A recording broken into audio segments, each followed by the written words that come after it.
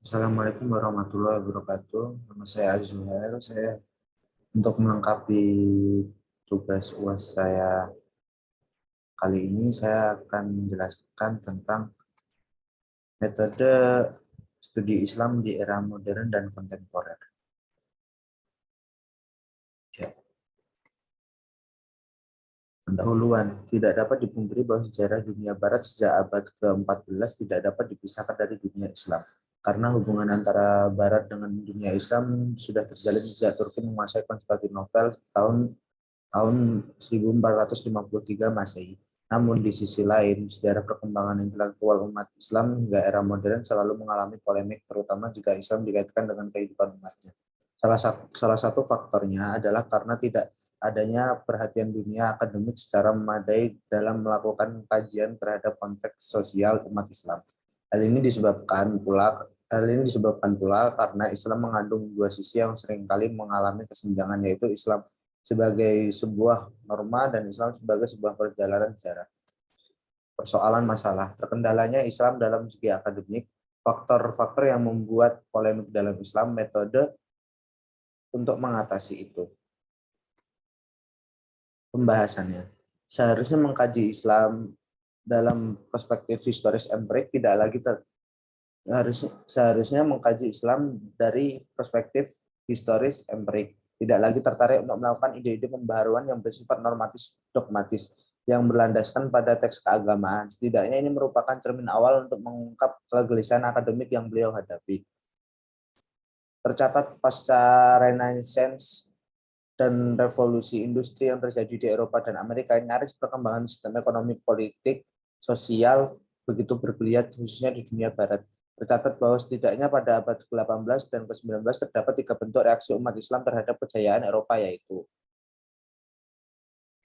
pertama, modernisasi. Modernisasi yang dilakukan oleh umat Islam ditandai dengan perjuangan dinasti Utsmani yang untuk melakukan berbagai pembaharuan di kerajaannya.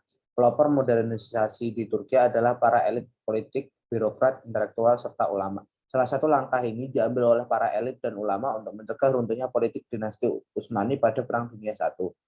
Program modernisasi yang terkenal dengan nama Tanzimat digalakkan oleh pemerintah pusat dalam menghadapi ancaman Eropa. Tanzimat adalah suatu gerakan pembaharuan di Turki yang awalnya merupakan modernisasi di tubuh Turki Utsmani, yaitu utamanya modernisasi dalam kemiliteran dan kecenderungan elit birokrasi untuk meniru gaya hidup kelas atas di Barat akibat ketertarikan atas masyarakat sipil Barat.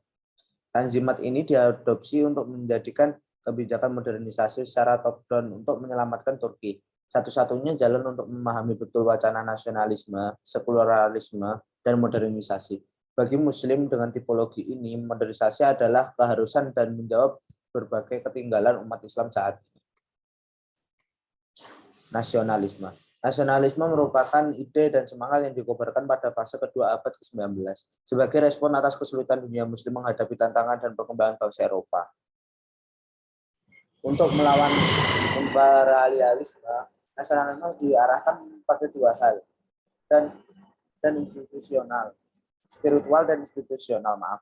Secara spiritual, nasionalisme berupaya mencari kepastian akan kedaulatan negara, masa lalu, identitas budaya. Sedangkan secara institusional, nasionalisme berusaha membangun negara dengan belajar ilmu pengetahuan Barat dan pembangunan institusi Barat. Ya, yang ketiga, revivalisme Islam. Revivalisme Islam merupakan bentuk respon lain untuk tantangan kolonialisme. Menurut Esposito, ihya, menghidupkan, dan tajdid, pembaharuan adalah dua kata kunci dalam revivalisme Islam. Menurut kelompok ini, Islam bukanlah masalah, artinya bahwa kemunduran dan stagnasi dunia Islam bukan disebabkan oleh Islam. Bahkan sebaliknya, Islam adalah solusi. Stagnansi yang terjadi di dunia Islam lebih disebabkan karena umat Islam tidak mau berpegang teguh pada ajaran agama Islam.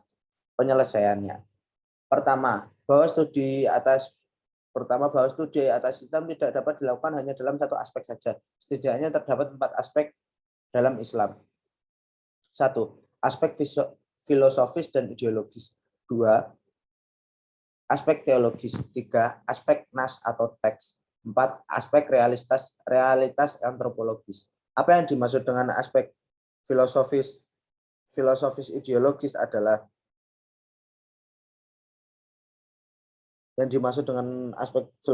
ideologis adalah problem filsafat dan ideologi dalam pemikiran Arab atau Islam.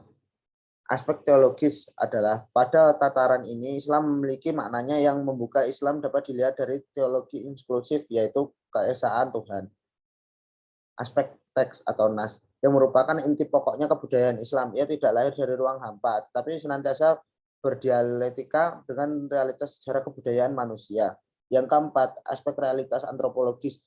Selain memiliki sisi normatif dalam Islam, telah menjadi evolusi perkembangan kesejarahannya. Islam telah mendorong lahirnya dinamika kultural, sosial, dan politik yang kompleks. Terima kasih.